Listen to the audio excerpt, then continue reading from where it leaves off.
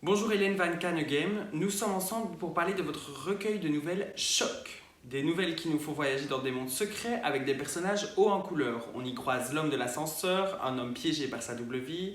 Est-ce que vous pouvez nous en dire un peu plus? Oui, je vais vous parler de l'homme de l'ascenseur. Celui-là,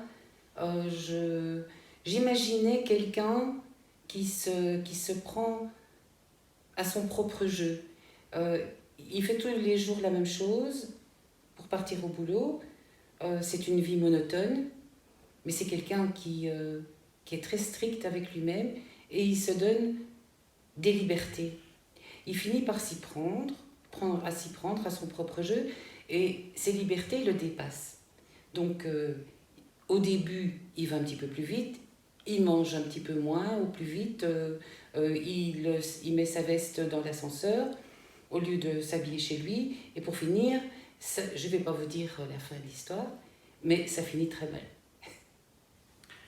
Vous dites que les rencontres fortuites sont une source inépuisable d'imagination. Qu'est-ce qui vous pousse à écrire et qu'est-ce qui vous donne aujourd'hui l'envie d'écrire? L'observation.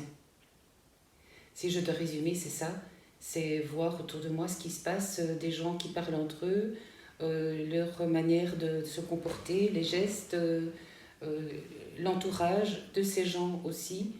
Et je pars dans un délire personnel en imaginant plein de choses.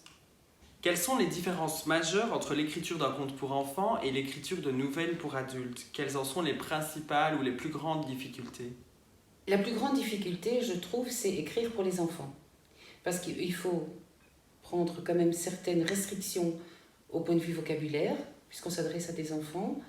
On doit rester dans des cadres qui sont quand même protégés par la société dans laquelle on vit. Et il faut faire aussi très attention de ne pas répéter des choses qui existent déjà et de ne pas tomber non plus dans la morale. J'écris des nouvelles parce que j'aime bien la précision des mots. Dans l'une de vos nouvelles, vous évoquez ces sujets interdits: politique, racisme, profession, religion, impôts. En quoi le sont-ils? J'ai imaginé un dîner avec je pense que c'est à ça que vous faites allusion, avec des sujets qui passent à table. Je pense à des dîners de famille que j'ai vécus moi-même en étant plus jeune, où tout le monde est très strict au début, on est très raisonnable, et puis le vin aidant, quelqu'un parle des impôts, un autre renchérit sur la politique extérieure, puis on parle de racisme parce que un peu plus loin habite quelqu'un d'une autre couleur, etc. Et c'est cette liberté que les gens se donnent sans s'en rendre compte, parce que le vin aidant, on ose dire des choses que normalement on n'oserait jamais dire. Je voulais savoir aussi, êtes-vous superstitieuse comme votre personnage d'Albert? Je ne le suis pas et c'est dommage, j'aimerais bien l'être. Ça me donnerait beaucoup plus d'inspiration. Est-ce que vous pourriez nous parler de ces illustrations présentes dans ce recueil ainsi que ces citations mises en exergue? C'est un travail après écriture. J'essaye de trouver une illustration, enfin de la faire moi-même, une illustration qui va coller, en tout cas à mes yeux, le plus à la nouvelle, ou qui va en tout cas suggérer quelque chose, ou donner l'envie de lire la nouvelle en question.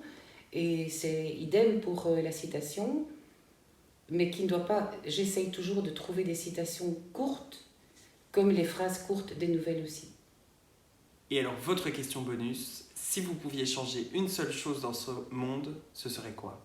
Que les gens ne deviennent jamais adultes, qu'ils gardent leur innocence et leur liberté de dire ce qu'ils pensent.